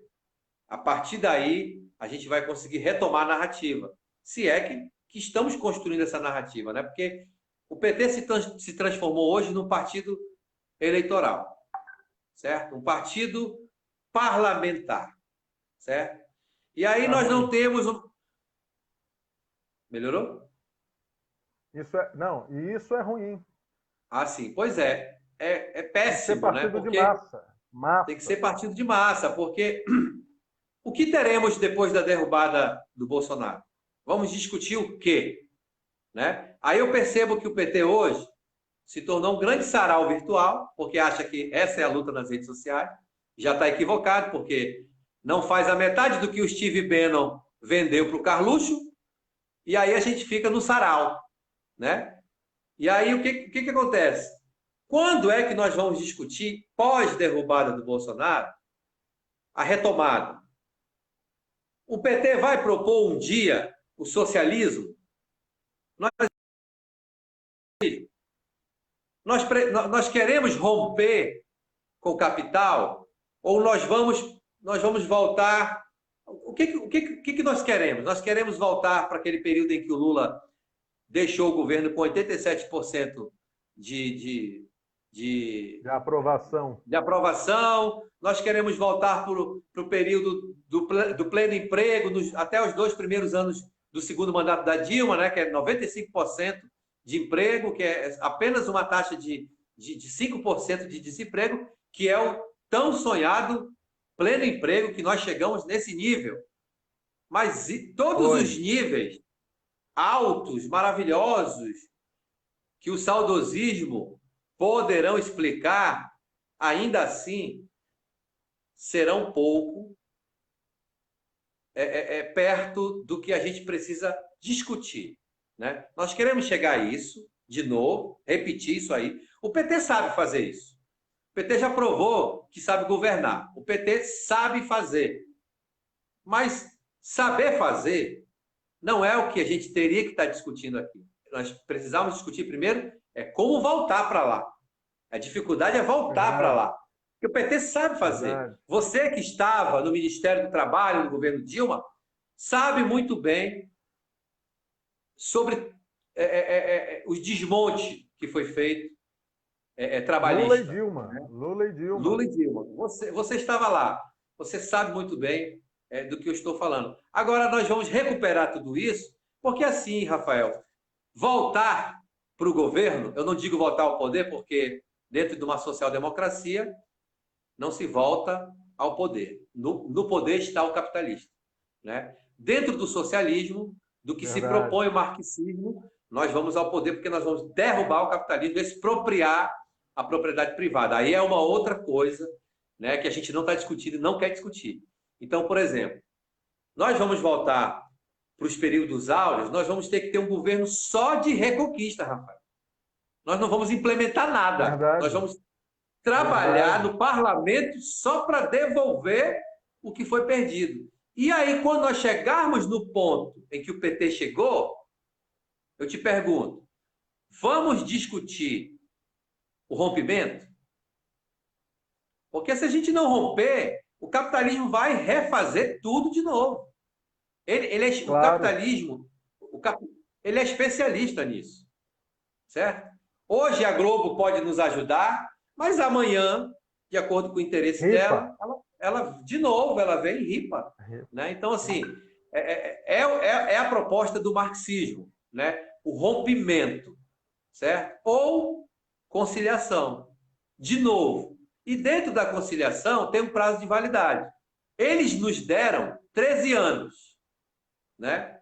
Que a Dilma ela foi guilhotinada a partir do segundo ano do segundo mandato, pegaram a mulher na parede e ela não conseguiu fazer mais nada. E ainda colocam a culpa nela de má gestora, certo? Mas como é que... Me diz uma coisa, como é que você vai arrumar a casa amarrado? Foi o que fizeram com a Dilma. Então, assim, não tem culpa de porra nenhuma. A única culpa da Dilma é de não ter conciliado. Ela foi radical, né? Ela foi radical. A Dilma botou... Rafael. A Dilma botou general para bater continência para comunista. A Dilma foi foda, né? Rafael, o grande problema da Dilma com os militares, por isso os militares ficaram tão amuados e foram abraçar o nazismo do Bolsonaro, o protofascismo, foi a questão da Comissão da Verdade, que mostrou as Sim, atrocidades, entendeu? Dessa ditadura militar de 21 anos que matou, que estuprou, que ela própria foi vítima. Ela própria foi vítima. Se um dia, em algum livro, alguém disser o que fizeram de tortura com a Dilma, que não foi só choque, que não foi só bater, fizeram coisas horríveis, inomináveis com uma mulher, uma menina de 20 anos. Uma menina presa com 19, saiu com 22 para 23 anos. 3 anos sendo torturada de forma e abusada de todas as formas. Rapaz, quando ela fez o Caixão do Jango, que é um cara que eles amaldiçoam até hoje, chegar e ter o enterro com honras de chefe de Estado e militar lá, ó, aquilo ali matou os caras, matou aqueles. Porque tem sempre um facínora. Eu estou usando o termo que o Figueiredo usou. Com todos os defeitos do Figueiredo, mas acho que é importante fazer justiça. Quando o SNI, que não só investigava, mas ele que estava por trás daquelas mortes, aquelas torturas e tal, chegou ao auge no governo Geisel, que saíram matando, desbundando, eles também desbundaram. Por exemplo, por que só um parêntese. mataram o Herzog? Só um Eu parêntese. concluo e te passo. É coisa rápida. Mataram o Herzog de maldade mesmo, não precisava. Mas mataram o Herzog. Né? Aí o Figueiredo foi designado para ser o cara do SNI, para justamente controlar essa matança. Falar, não pode ser assim. Começa a ter regra. E quando ele assume para entregar. Ele já não queria nem estar naquele troço, não. Ó. Sim, sim. E aí o pessoal do Golbery, o pessoal no final, aí tem a explosão do Rio Centro, que era para fechar o sistema. Tentaram explodir o gasômetro no Rio de Janeiro, que ia levar o centro do Rio de Janeiro embora, meu amigo. Era como se fosse uma bomba nuclear. Ia dizer que era a esquerda.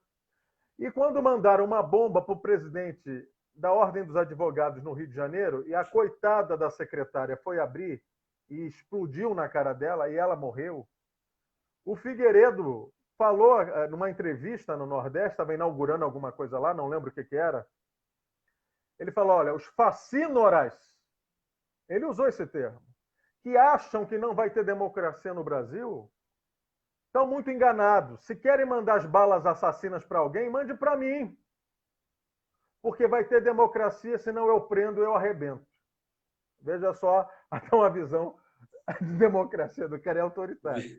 Então, Visão Rafael, democrata, né? esses caras são perversos e isso eles não aceitam que uma mulher, porque são todos machistas, misóginos, uma mulher faça incontinência para um cadáver de um cara que eles deram um golpe em cima e também que fez uma comissão que mostrou que eles torturavam, que eles matavam, que eles estupravam as meninas. Esse cara aí, o Ustra, que no dia do impeachment da Dilma, esse demônio que nos governa, dizia: ele é o terror da Dilma Rousseff. Ele sabe o que ele fez com a Dilma. Ele era conhecido como um cara que estuprava as mulheres dentro dos quartéis. Que torturava, estuprava, fazia as piores coisas. Então, eles não aceitam isso. Entre aí com o teu parênteses e continue, Rafael. Fique à vontade. Não, meu parênteses era bem breve. Eu só ia dizer que você só conseguiu falar melhor do Figueiredo, comparando com todos os outros generais, porque ele foi o que teve digamos assim, a intenção mais democrata de todos os generais que assumiram, né? Então, por isso que tu consegue ainda falar bem Verdade, do Figueiredo. claro. Né? Agora, todos os outros foram, de todos eles, o Figueiredo foi o mais ameno, né? Era isso. E ele não tinha a chamada desonestidade intelectual. Se der uma missão para ele, qual é a missão? É abrir? Ele abre. E quem é contra? Foi a primeira vez que o Golbery. Tem que ser falado muito sobre o Golbery. Golbery do Couto e Silva, que foi o arquiteto, não do golpe, mas da manutenção da ditadura, até que a ditadura, meu irmão, era para durar até a eleição de 65. Mas viram que o Juscelino ou o Brizola ganhariam. O que eles fizeram? O golpe no golpe, que foi o AI-5. E outra coisa, a morte do Castelo Branco foi uma morte muito safadinha. Muito Não estranho, dá para engolir. Né? Como também a morte do Tancredo, pô. Vai redemocratizar, o cara entra, tem um vice que era presidente da Arena, o vice assume. Só bobo acredita que foi diverticulite. Entendeu? Tu sabe que, trazendo aqui o Figueiredo, aí eu queria fazer uma justiça aqui também, já que você tocou na parte democrata do Figueiredo. Tu sabia que foi no governo do Figueiredo que o Código Penal brasileiro teve alguns êxitos com relação à humanização do cárcere? É no governo do Figueiredo. Né? Então, assim, eu acho que o Figueiredo ele tinha uma proposta de romper com a ditadura, né? Embora fosse um ditador, ele tinha essa visão. Ele tinha essa visão. E uma transição, por exemplo, desculpa, Rafael, uma transição que foi alargada até o Sarney, né? Porque não houve eleição direta. Sim. Aliás, Rafael, a gente está aqui para falar a verdade, né? A verdade. O Tancredo ia para as diretas já, e aliás, a maior manifestação da direta já foi na Candelária, no Rio de Janeiro, organizada pelo Brizola, verdade seja dita. E ia negociar com o Geisel, que ainda tinha muita força dentro da ala militar, tinha influência do governo Figueiredo, para que não houvesse eleição, para que a emenda Dante de Oliveira não passasse, porque ele tinha um acordo com o Ulisses. Se fosse eleição direta, o Ulisses seria MDB da época. E se fosse indireta, ele seria candidato. Então ele tinha um acordo, entendeu? Depois teve a eleição, teve mais um ano para o Sarney, que era para evitar uma possível eleição até do Brizola, que o Brizola era o candidatíssimo. Está congelado, Rafael? Acho que congelou, né? Deu uma congelada. Descongelou. Descongelou. Então, mas você estava me ouvindo? Estava ouvindo. Você parou no acordo do Ulisses. Então, e depois esticaram por mais um ano o mandato do Sarney para evitar uma possível eleição do Brizola, que estava com muita força no Rio de Janeiro, Rio Grande do Sul ainda, força eleitoral. Então, a gente tem que falar a verdade. Da mesma forma que tinha um militar que era um ponto fora da curva, que ele queria devolver, já não tinha saco, não, eu prefiro cheiro de cavalo que de povo, me esqueçam que existo, né? Foi o que ele disse quando saiu do governo. Esqueçam de mim. Você tinha também um cara da democracia, um defensor da liberdade, e fez acordo para não haver eleição indireta em 85, em 86. Então, são as verdades que a gente tem que falar, Rafael, porque a gente não pode ter o erro de ser desonesto intelectual, de não contar a verdade, de não falar aquilo que foi. E reconhecer no adversário, né, até as qualidades que ele tem, e nos aliados os defeitos que eles têm também. Isso também é ser marxista, entendeu? Claro. Ser como o Prestes foi. Claro. Né? O Prestes, uma vez, sim, rapaz, perfeito. Brizola candidato a governador, eu apoio o Brizola. O Brizola, não preciso do seu apoio. Eu falei, problema é seu, eu vou apoiar que você é o melhor candidato. A outra, o cara que matou a Olga, que mandou para o exílio, né? E lá foi morta. Olga era uma espiã aqui dentro, né? E ele era o presidente, mandou para lá. Mas mesmo assim, o Prestes apoiou Getúlio na eleição democrática do Getúlio, que ele voltou ao poder na década de 50.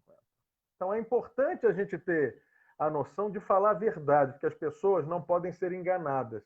As pessoas têm que sentir que o que a gente fala é a verdade, mesmo quando é contra a gente, mesmo quando não é a nosso favor. Porque a verdade, agora me dirigindo aos evangélicos que nos assistem, a verdade liberta, e quem disse isso era o homem de Nazaré, é o Jesus histórico, é o Cristo que se acredita, tá certo? Rafael,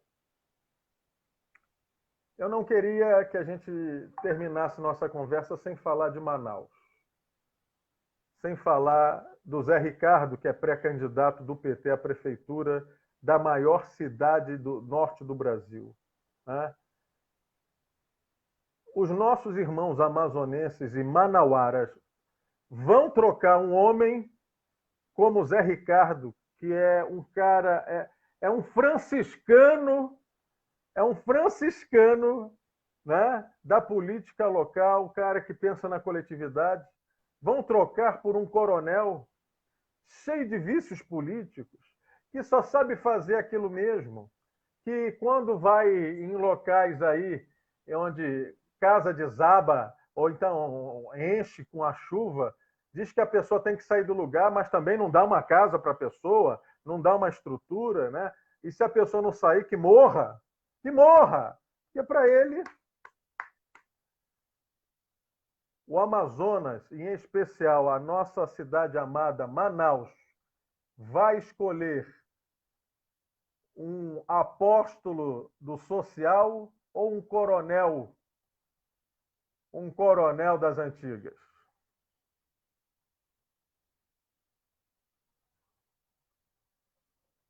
Tá ouvindo, Rafa?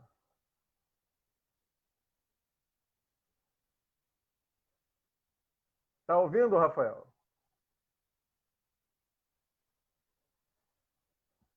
Tá ouvindo? Aham. Pode falar. Você ouviu tudo?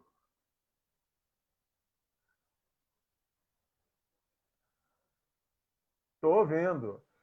Tá ouvindo? Manaus escolhe Zé Ricardo ou Amazonino? Sendo claro. Hoje escolhe Amazonino.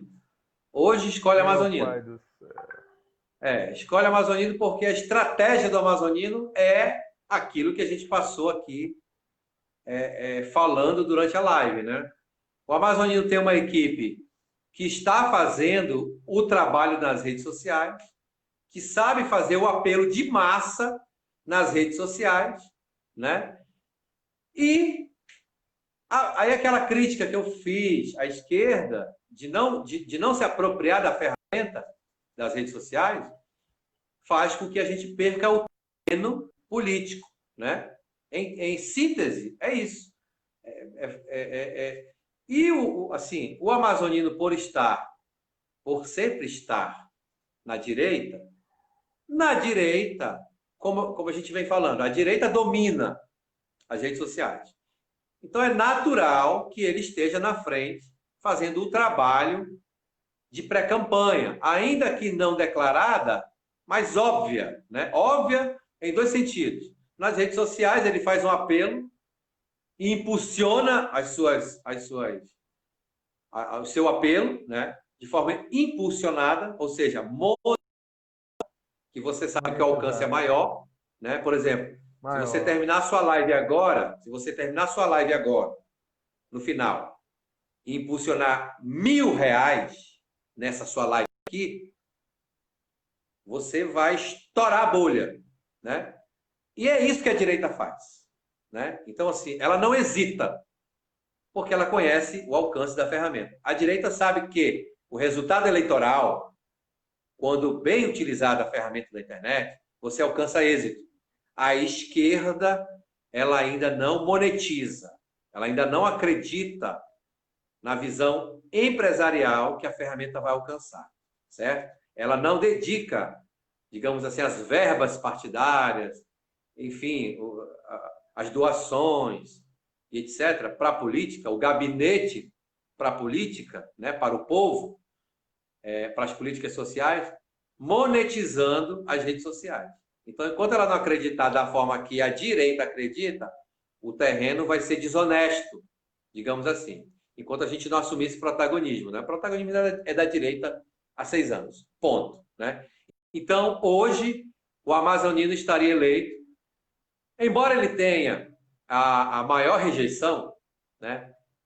25%, ele disputa com o Eduardo Braga e o Alfredo as maiores rejeições, mas o amazonino, em tese, está disparado na frente, embora haja também a contratação das pesquisas que também são dele próprio. Né? Então, aí existem duas visões aí. Ou eles entendem, estão entendendo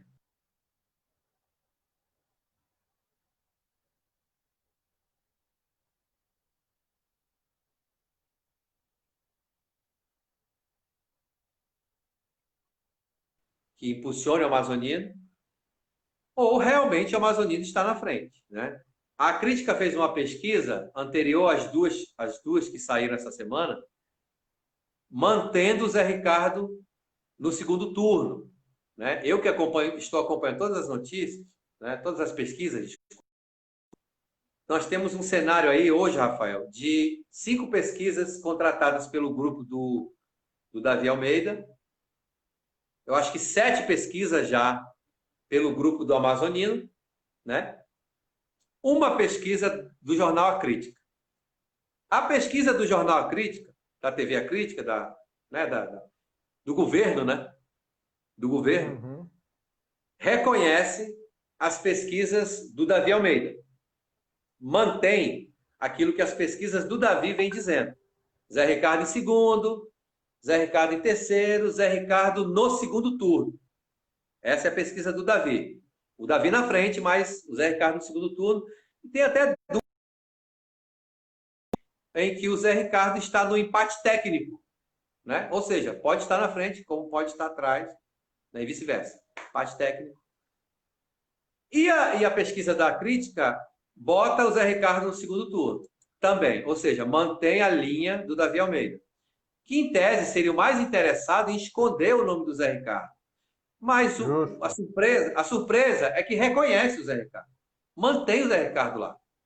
É interessante, pelo menos, levar a sério isso, mais do que as pesquisas do Amazonino. Porque as pesquisas do Amazonino, a única pesquisa que o Zé Ricardo aparece, ele aparece em 5º lugar, na do Amazonino.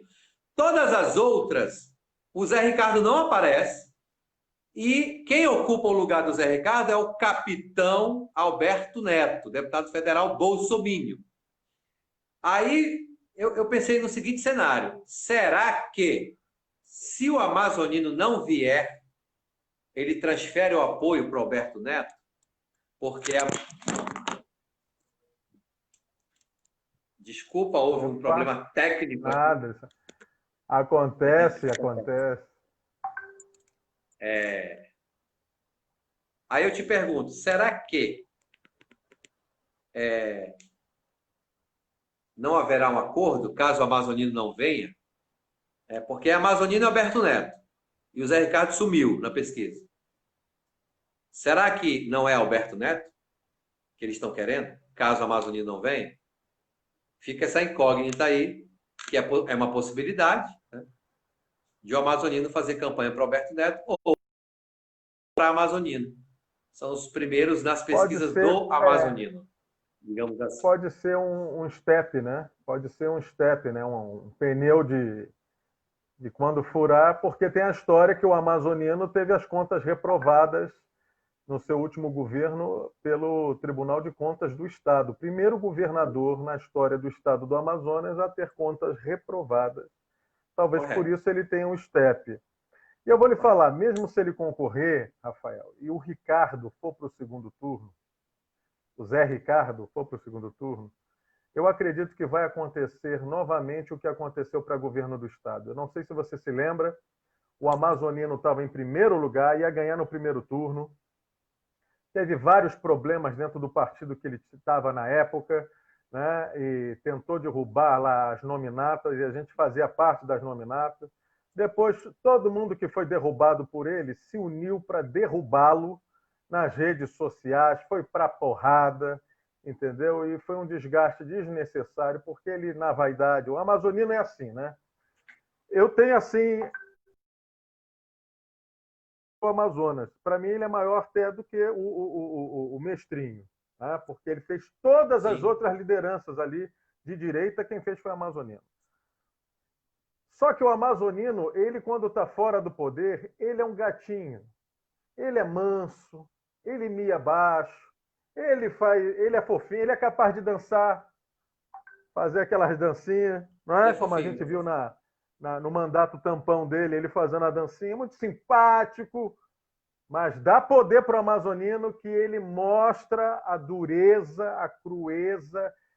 Eu não vou dizer crueldade, que eu não vi crueldade nele, mas eu vi um desdém pelo povo, um desdém que não se deve ter pelo povo, tão gentil e tão bacana quanto o amazonense.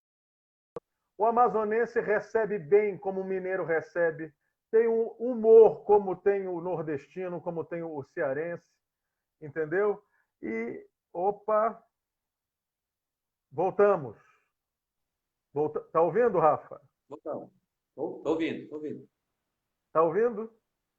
Tô ouvindo. Então, eu acho que se for Zé Ricardo e Amazonino para o segundo turno, a gente corre um sério risco do amazonino perder as eleições, porque o povo vê as qualidades de um homem que foi fazer campanha em cima de uma Kombi, sem dinheiro, sem dinheiro.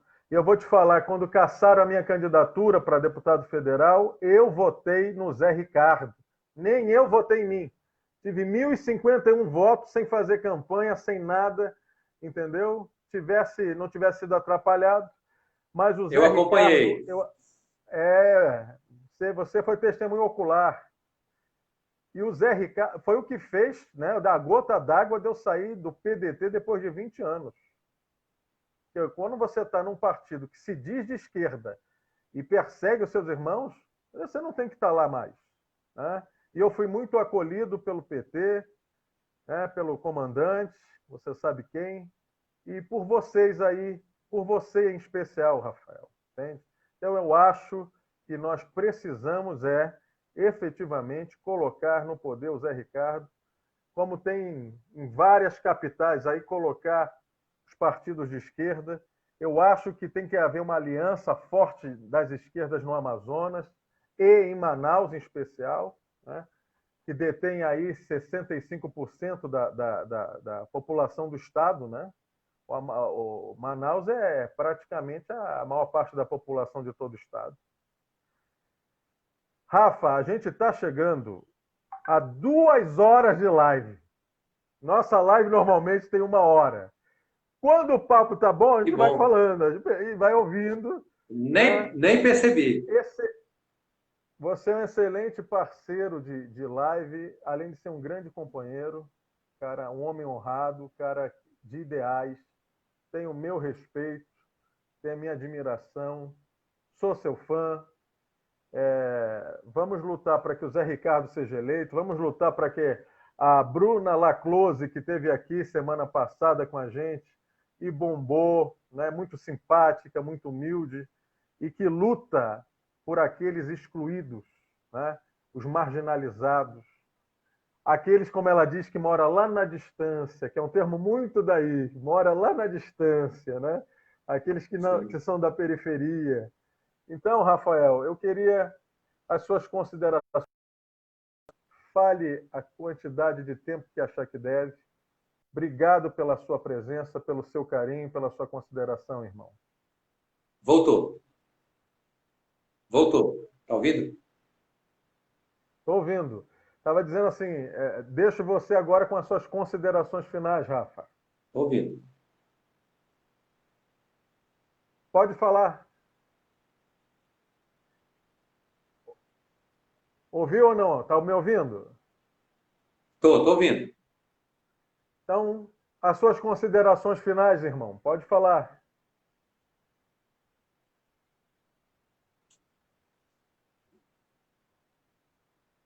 Bom, primeiro gostaria de agradecer o convite, né?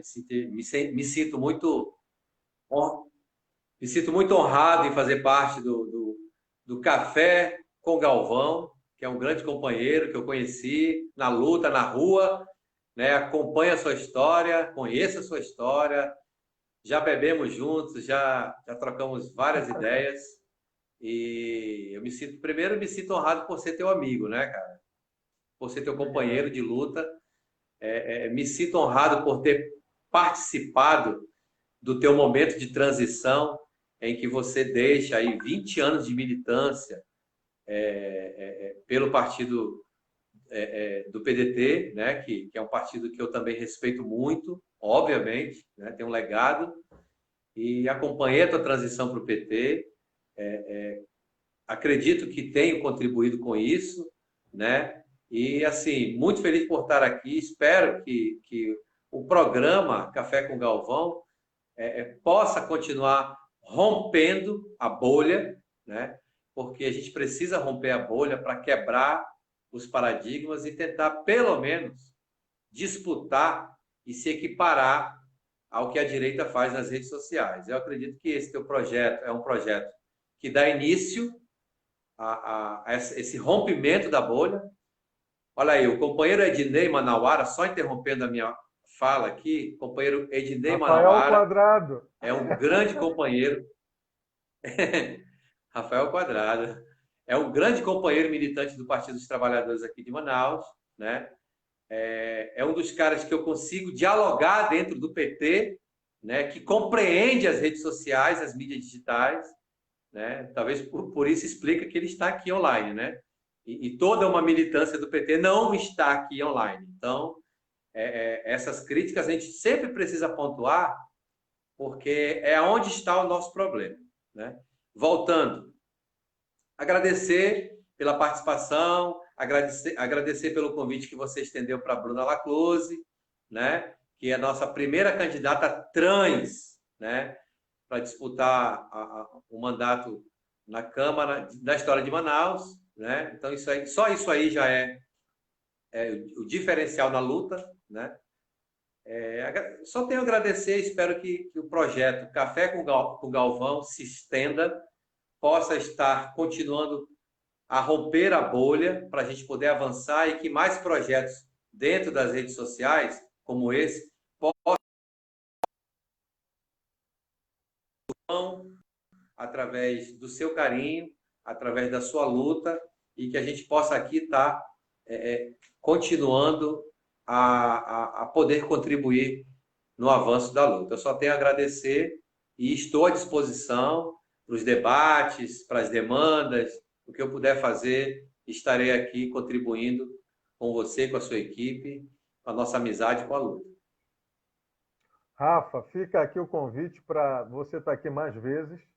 E quem sabe a gente estabelece esse Rafa ao quadrado aí, que eu gostei da ideia, achei muito bom. E você é um cara Boa, bom de boa. debater, tem conteúdo, é um cara intelectual, tem humildade de ouvir, tem humildade também para falar, né? Fala sem arrogância, fala como se estivesse conversando lá na varanda da tua casa, né? Comendo um churrasquinho e batendo um papo, né? E fica também um convite para a Bruna, quando ela quiser, e convide também o Zé Ricardo, esse espaço está ofertado a ele. A gente, no que puder ajudar e pedir para ele voto, a gente vai pedir. Fica à vontade, Rafa, fale. Aproveitando que o Ednei está aqui online, né? Aí eu vou para segurar a fala. O Zé Ricardo tem sido convidado e o Ednei é o nosso interlocutor, né? E logo, logo a gente terá uma resposta boa, né? E vamos trazer o Zé Ricardo aqui para bombar e fazer essa leitura de cenário, né? E que isso possa contribuir também para a pré-campanha dele. Eu só tenho a agradecer, irmão. Tá? Isso aqui é um espaço aberto para os nossos companheiros de partido e para todos aqueles da esquerda né? Os progressistas que querem um país soberano, um país em que as pessoas não passem fome, não passem necessidade. Eu não gostaria de ver o nosso Amazonas uma terra onde tem muita riqueza, muita abundância e ainda tem um povo que passa necessidade, que passa aperto. Não é para isso que o ser humano nasceu. Ontem a gente passou aqui um vídeo do Darcy, e o Darcy, o repórter perguntou para ele, mas que Brasil você quer? Eu falei, eu quero um Brasil onde as pessoas sorriam, onde as pessoas sejam felizes, que possam comer 4, 5 vezes por dia, ter a liberdade de falar o que pensa, sejam todas educadas, todas passem por uma escola que liberte elas do cativeiro. Porque o maior cativeiro, Rafael, é aqui, ó. É aqui, é na cabeça. Eu agradeço a você a sua participação. Deixa eu ver o que está aqui. O Ednei fala, é preciso ceder à cultura digital.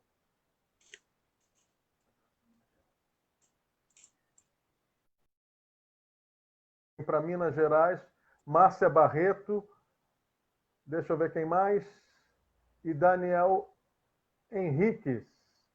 Aliás, pessoal de Campos dos Goitacazes, no Rio de Janeiro, tem uma grande candidatura aí de um cara bacana, de um partido que é partido irmão, que é do PCdoB, que é o Roberto Henriques. Eu quero mandar um abraço também para ele. E está ofertado aqui a todos, né, do campo progressista a participarem do nosso Café com Galvão. E Zé Ricardo, aguardamos vocês. Vou até cortar o vídeo aqui com um convite para fazer chegar no Zé Ricardo. Valeu, Ednei. Grande abraço. E a gente vai encerrando aqui mais um Café com Galvão. Obrigado pelo carinho, pela consideração. Um excelente domingo para vocês, em alto astral. Apesar de tudo, vamos brindar, Rafa. Tomar. O meu é chá. Eu já me entreguei. É chá com Galvão. Uma boa semana. Tudo de bom para vocês. Até domingo que vem. Boa tarde. Abraço. Abraço.